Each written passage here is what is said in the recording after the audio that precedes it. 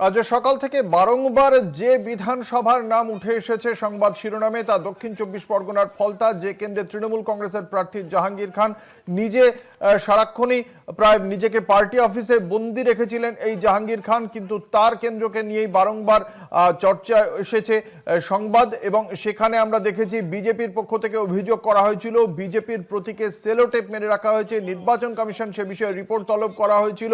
এ বিষয়ে শুভেন্দু অধিকারী ফলতা বিধানসভা কেন্দ্রে কেমন নির্বাচন হচ্ছে তা নিয়ে অভিযোগ করেছেন কমিশনে, এবং সেই ফলতার তৃণমূল কংগ্রেস প্রার্থী জাহাঙ্গীর খান তিনি ভোট দিয়েছেন।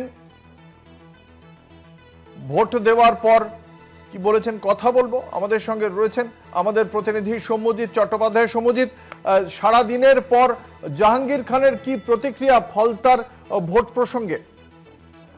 দেখো, ফলতার তৃণমূল প্রার্থী খান কার্যত আজ সারাদিনই নিজের বিধানসভা যে কার্যালয়, সেই কার্যালয়ে নিজেকে রাখেন, কারণ তারই কার্যালয়ের পাশ দিয়ে প্রায় 12 বার উত্তরপ্রদেশের আইপিএস তার গাড়ি কিন্তু বারবার টহল দিচ্ছিল, যার জন্য কিন্তু তিনি কার্যত দিনভর নিজের বিধানসভা ক্ষেত্রে কার্যালয়ে নজরবন্দি ছিলেন।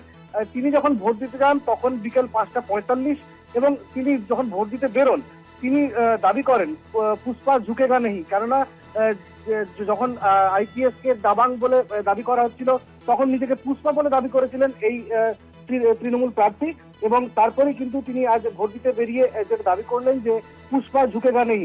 এবং তিনি আরো বললেন যে শুরু ওরা করেছে, অর্থাৎ বিজেপি বা কেন্দ্রীয় নির্বাচন কমিশন এই খেলা শুরু করেছে, এবং সেই খেলা তৃণমূল কংগ্রেস প্রার্থী জাহাঙ্গীর খান তিনি শেষ করবেন, 4 তারিখ খেলা হবে, এমনটাই কিন্তু তিনি হুঁশিয়ারি দিয়েছেন।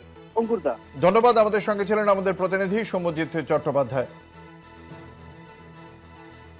কি বলেছেন জাহাঙ্গীর খান শোনাবো।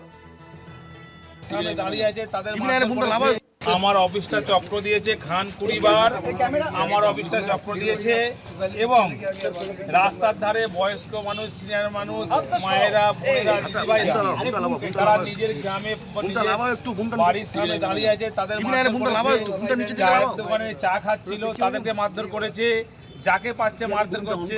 এই ধরনের নির্যাতন যেভাবে ইসিআই অর্ডার দিয়েছেন কি জানি না, কিন্তু এখানে পুলিশ অবজারভার এবং সিআরপিএফ যে ধরনের নোংরামি করেছে তার যোগ্য জবাব ফলতার সাধারণ মানুষ ভোটাধিক পদ্ধতিতে এবং গণতান্ত্রিক পদ্ধতিতে দেবে, এটা আমরা বিশ্বাস রাখি।